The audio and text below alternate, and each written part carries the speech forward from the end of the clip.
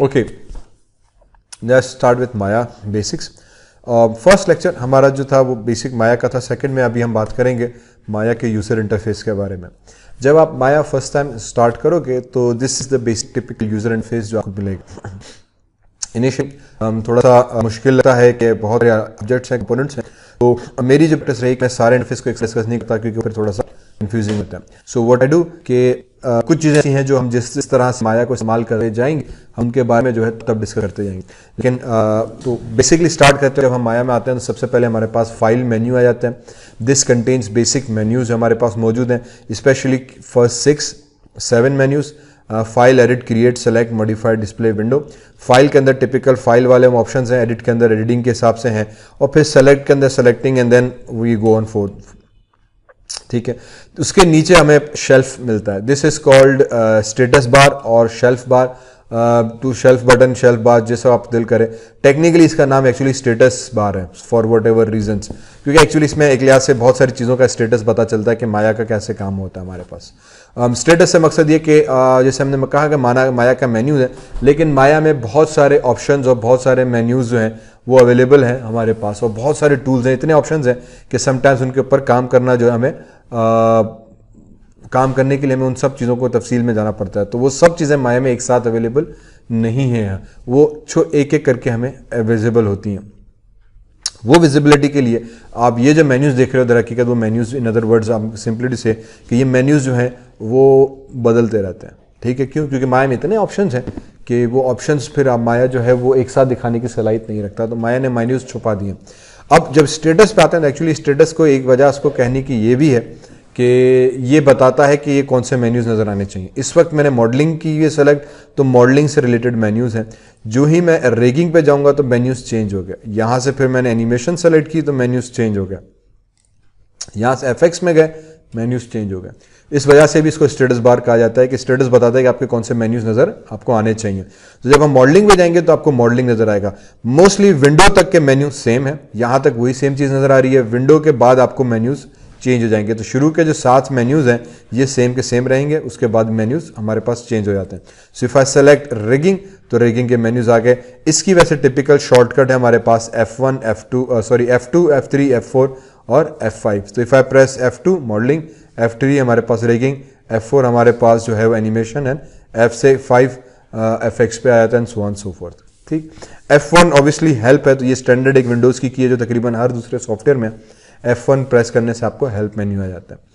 उसके बाद save, open, undo, redo, और फिर कुछ स्टेटस बार के बटन्स। अगेन मैंने इनकी एक तफसील जो है वो एज अ सेड हम जो काम करते जाएंगे तो माया के बारे में हम उसकी तफसील के अंदर घुसते जाएंगे कि यार ये मेन्यू जो है वो किस लिए काम होता है।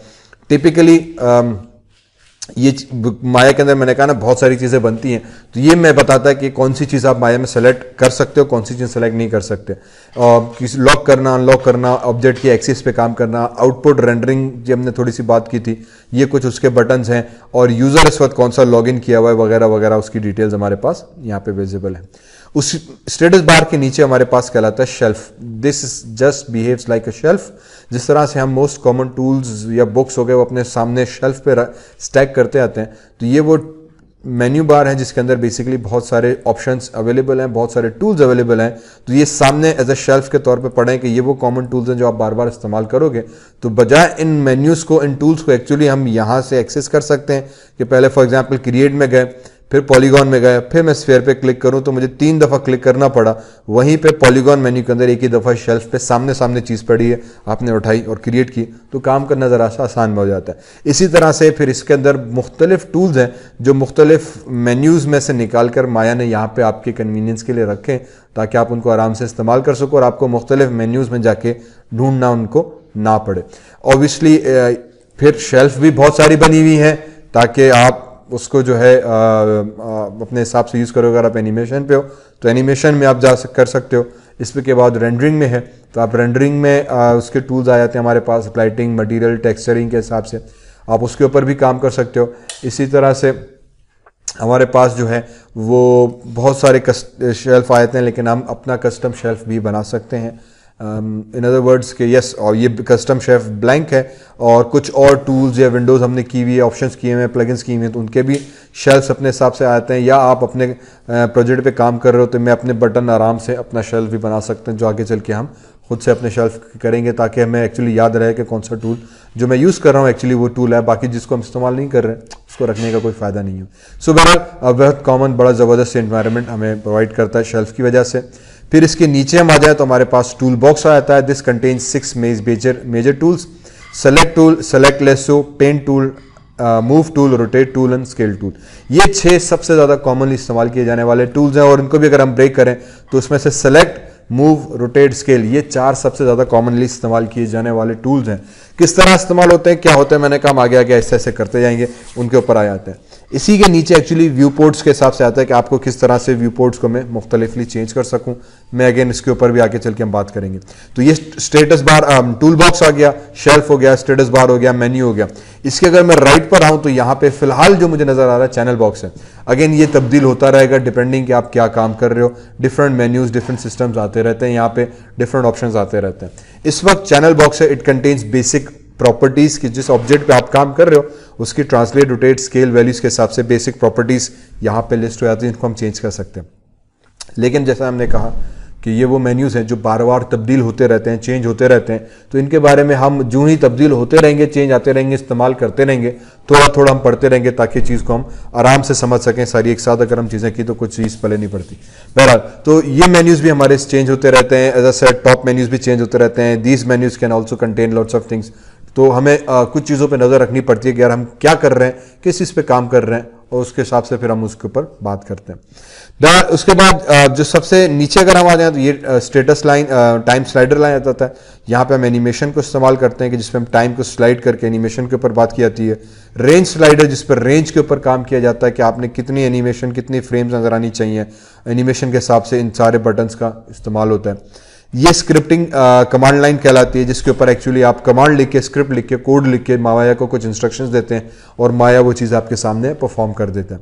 ये रिजल्ट बार कहलाता है, जिसके ऊपर जो एक्शंस आपने परफॉर्म किए, अगर वो सक्सेसफुल रहा तो यहाँ पे रिजल्ट सक्सेसफुल आ जाता है। अगर कोई एरर वगैरह आ जाता है, कोई कॉम्प्लिकेशन आती है, कोई टूल हमने सही से इस्तेमाल नहीं किया, उसकी गड़बड़ हो जाती है, तो वो चीज़ हमारे पास यहाँ पे इसके अंदर एरर के तौर पर नजर आती है। तो this becomes very helpful as we go along.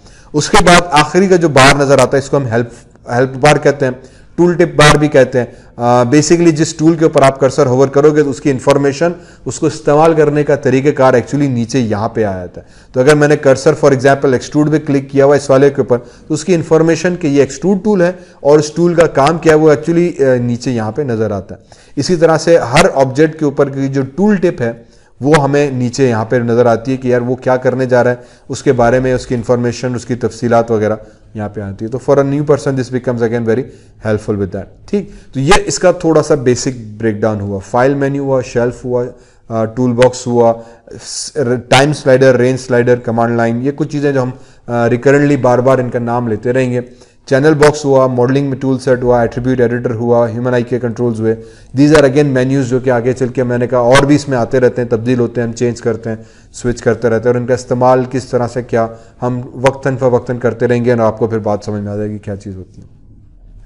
Finally आ जाते हैं सेंटर एरिया पे, क्योंकि 99.9% हमारा जो फोकस रहता है वो एक्चुअली सेंटर एरिया पे रहता है। इस सेंटर एरिया को हम माया का व्यू पोर्ट कहलाते हैं। This is known as the view port. This view port is basically an empty scene. ये एक एम्प्टी फाइल है, एम्प्टी सीन है। सारा काम दरअसल हम यहाँ पे करते हैं और ये काम जो है बेसिकली इस व्यू पोर्ट के अंदर होता है। व्यू पोर्ट बेसिकली मीन्स कि एक व्यूइंग एरिया है with in my particular window. ठीक, मैं इस व्यूइंग एरिया और व्यू पोर्ट के ऊपर बात करता हूं। पहले सीन वाली बात मुकम्मल कर दें। इसको हम सीन भी कहते हैं, इसको हम फाइल कहते हैं, इसको ब्लैंक कैनवस भी कहते हैं। जिस तरह से माइक्रोसॉफ्ट वर्ड अगर आप खोलो तो एक ब्लैंक पेज आ जाता है, पावर पॉइंट आप खोलो तो एक पावर पॉइंट की स्लाइड आ जाती है हमारे पास।